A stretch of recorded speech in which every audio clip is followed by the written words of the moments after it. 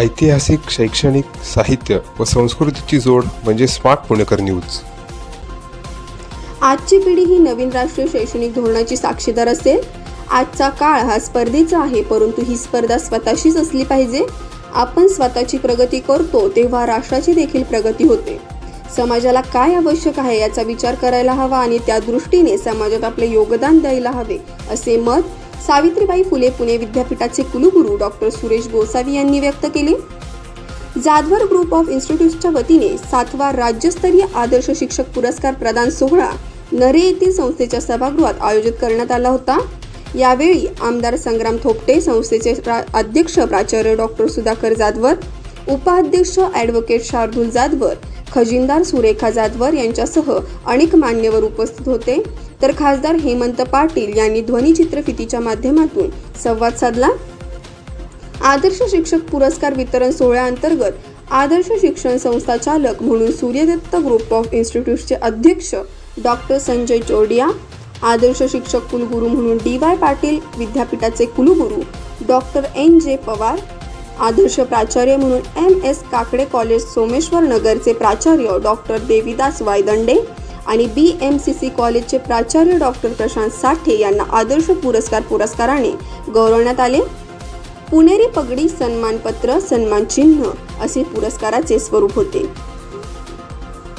आपलं जे वाटचाल आहे ती राष्ट्रीय शैक्षणिक धोरणाकडे आहे आणि मला असं वाटतं की ही जी नवीन पिढी आहे ती त्या राष्ट्रीय शैक्षणिक धोरणाची एक मला वाटतं ते त्याला विटनेस असेल आणि याच्यामध्ये जो आमूलाग्र बदल आपण घडवून आणणार आहोत त्याला अशा ज्या संस्था आहेत, मोठ्या संस्था आहेत, त्या त्याला चांगली चालना देतील असं मला वाटतं की ज्या वेळेला आपल्याला यश येतो त्यावेळेला आपण I am done or I am satisfied okay ह्या भावनेने त्याच्याकडे बघतो. किंवा काही जण म्हणतात की मला अजून काहीतरी करायचं आहे, पुढे जायचं आहे आणि त्याला मी ग्रोथ माइंडसेट म्हणतो. आणि ज्या वेळेला आपण ग्रोथ माइंडसेट घेऊन पुढे जातो त्यावेळेला आपण आपली स्वतःची प्रगती करतो, त्यामध्ये आपल्या देशाची प्रगती होते.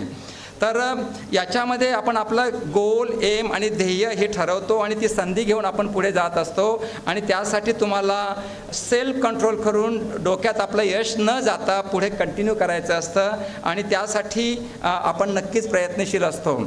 कुठलीही शैक्षणिक संस्था ही तुम्हाला ज्या वेळेला शिक्षण देत असतं तर पुस्तकी नॉलेज देत नसून तुमची जीवनाची कंप्लीट घडवणूक कशी होईल ती त्याकडे बघितलं जातं. आणि मला वाटतं ही जी संस्था आहे Jadhavar group of institute okay त्याकडे खूप बारकाईने लक्ष देते आहे. आता नवीन शैक्षणिक धोरणामध्ये जो बदल घातलेला त्याच्यामध्ये मला वाटतं कॅरेक्टर बिल्डिंगवर एक वेगळ्या पद्धतीने मला वाटतं सगळ्या इन्स्टिट्यूटने बघायला पाहिजे. आणि ज्यावेळेला आपण कॅरेक्टर बिल्डिंग म्हणतो किंवा गुड कॅरेक्टर म्हणतो त्यावेळेला आपण त्याच्याकडे बघताना an ability to change lives and it has to do with the action and not with the word. म्हणजे काय बोलतो त्याच्यापेक्षा मी काय ॲक्शन करतो त्याच्यातनं तुमचं कॅरेक्टर दिसून येतं. आणि बऱ्याच वेळा आपण कुणीतरी चालत आला तो कसा बोलतो, कसा वागतो त्याच्यातनं त्याचं कॅरेक्टर आपण साधारणतः बॉडी लँग्वेजमधनं बघत असतो, बॉडी लँग्वेजमधनं ठरवत असतो.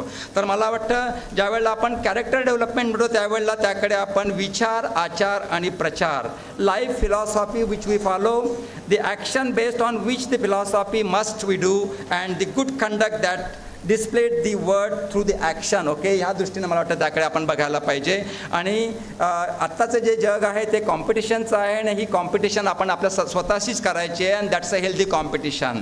आणि जर आपल्याला आपल्या जीवनाचं पर्पज, आपल्या जीवनाचं ध्येय बघायचं असेल तर त्याच्याकडे आपण बघताना माझी आवड काय आहे, मी कशामध्ये पारंगत आहे, what I am good okay आणि मला ह्या जगाला कशाची गरज आहे आणि त्यासाठी मला काय मिळणार. So basically what do I love, what are you good at, what does the world need and what you can be paid for that okay. आणि ज्या वेळेला मी याचा विचार करतो त्यावेळेला मी माझ्या जीवनाचा मार्ग शोधतो आणि तो जो मार्ग आहे तो चांगलाच असतो.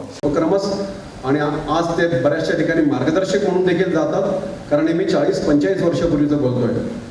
तर अशा प्रकारच्या कार्यक्रमातून विद्यार्थ्यांना अतिशय मोठा प्लॅटफॉर्म मिळतो आणि त्यांची स्टेज फिअर निघून जाते, कॉन्फिडन्स वाढते आणि आज शार्दूल सारखे विद्यार्थी आपल्याकडून देखील आपल्यामधील देखील एक विद्यार्थी शार्दूल सारखा किंवा त्याच्यापेक्षाही जास्त उच्च सर्व बाजूने होऊ शकतो आणि शार्दूलला देखील ते निश्चित आवडेल.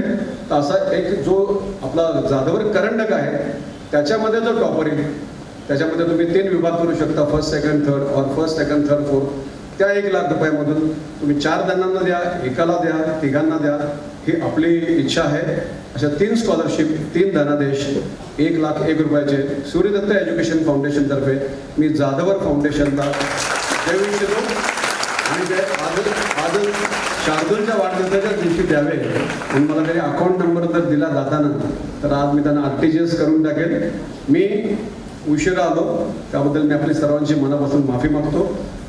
एकत्र येतात त्यावेळेस ते संस्कार करतात आणि म्हणून विद्यार्थ्यांच्यामध्ये विवेकानंद म्हणताय की पहिला गुण असायला पाहिजे purity of thought and action. आपण एवढंच करावं की जे कराल ते चांगलं करायच्या दृष्टीनं दृढ निश्चय करावा आणि जे चांगलं करताना जे काही प्रोसेस राबवायची आहे तुम्हाला जे ऍक्शन घ्यायचे आहे ती सुद्धा चांगल्या विचारानं प्रेरित असावी म्हणजे चांगली ऍक्शन होणार आहे. दुसरा आहे त्यांनी मांडलेला विचार थर्स्ट फॉर द नॉलेज. तुम्हाला शिकण्याबद्दलची ज्ञानार्जनाबद्दलची खूप अशी तृष्णा असायला पाहिजे, तहान असायला पाहिजे आणि ते जर असेल तर ते पुरवण्यासाठी सातत्याने कष्ट करायची ताकद असायला पाहिजे. हा तिसरा विचार आहे त्यांचा. हे 3 जर गुण विद्यार्थ्यांच्या मध्ये असतील कधीही कुठल्याही बाबतीत आमचा भारतीय विद्यार्थी कधीच अयशस्वी होणार नाही.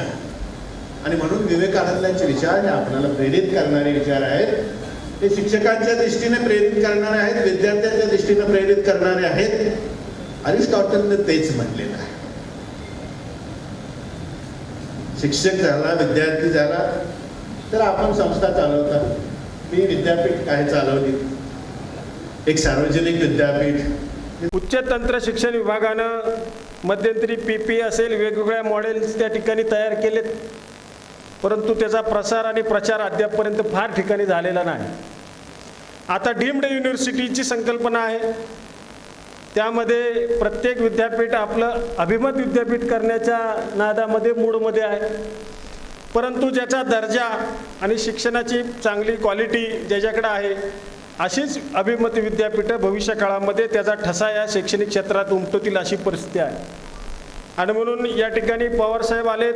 खरं तर DY पाटील एक मोठी एज्युकेशन हब आहे.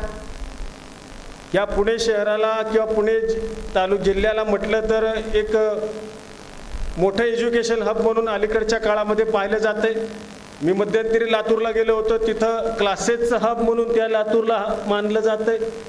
अशी वेगवेगळी ठिकाणं आहेत भारत देशामधली, परंतु पुणे म्हटलं तर तिथं काय उणे. त्याच परिस्थितीमध्ये शिक्षणाची एक चांगली दालनं या पुण्यामध्ये उपलब्ध झाली, त्याचं मनापासूनचं समाधान मला वाटतंय. म्हणून आज आपण त्या ठिकाणी 8 सप्टेंबरला माझ्या वाढदिवसाच्या निमित्त आपण हा आदर्श शिक्षक पुरस्कार, प्राचार्य आणि आदर्श संस्थाचालक पुरस्कार हा आपण त्या ठिकाणी चालू केला.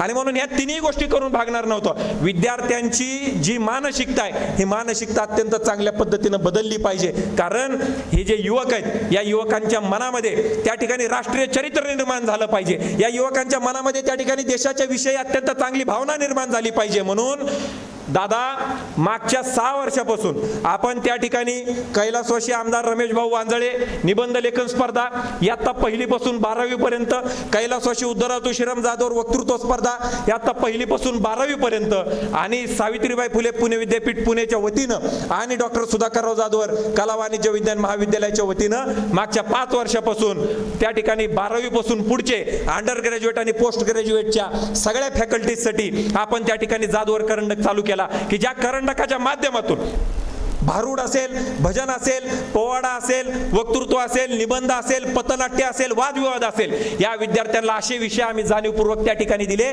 की जे विषय त्या ठिकाणी सिलेबसमध्ये त्या ठिकाणी आम्हाला शिकवले जात नाही. आज आमचा सिलेबस जर आपण पाहिला, काय आज आमचा सिलेबस, या सिलेबसमध्ये आम्हाला वर्ल्ड वॉर पहिला, वर्ल्ड वॉर दुसरा, एलिझाबेथ कधी बसली, कधी उठली, कसा श्वास घेतला, हे शिवाय आम्हाला त्या ठिकाणी शिकवलं जातं. परंतु आज आमच्या सिलेबसमध्ये छत्रपती शिवाजी महाराज 4थीच्या नंतर आहेत का हा प्रश्न आम्हाला आम्हाला त्या ठिकाणी पडतो. आज छत्रपती संभाजी महाराजांसारखं व्यक्तिमत्व असेल ज्यांचा अभ्यास आज आम्हाला त्या ठिकाणी आमच्या युवकांना अभ्यासाला मिळत नाही. आज या ठिकाणी स्वामी विवेकानंद असतील यांचा अभ्यास आम्हाला त्या ठिकाणी वाचायला मिळत नाही. आज झाशीच्या राणीसारखी लोक असतील, पांडुरंग खान खोजांसारखी लोक असतील, या सगळ्या लोकांचा आज अभ्यास आम्हाला त्या ठिकाणी आमच्या विद्यार्थ्यांना वाचायला आणि लिहायला त्या ठिकाणी मिळत नाही. आपण या कार्यक्रमाचं आयोजन केलेलं आहे. सर्वप्रथम सर्व शिक्षकांना, गुरूंना मी मनापासून शुभेच्छा देतो. आणि आजचा हा जो कार्यक्रम आहे या कार्यक्रमासाठी विविध पाहुणे आपल्याकडे आले. त्यांचं मनोगत, तुमच्या विद्यार्थ्याकडून काय अपेक्षा आहेत त्या त्यांनी सांगितल्या आणि एक चांगल्या पद्धतीनं उत्तम असं अनेक वक्त्यांचं व्याख्यान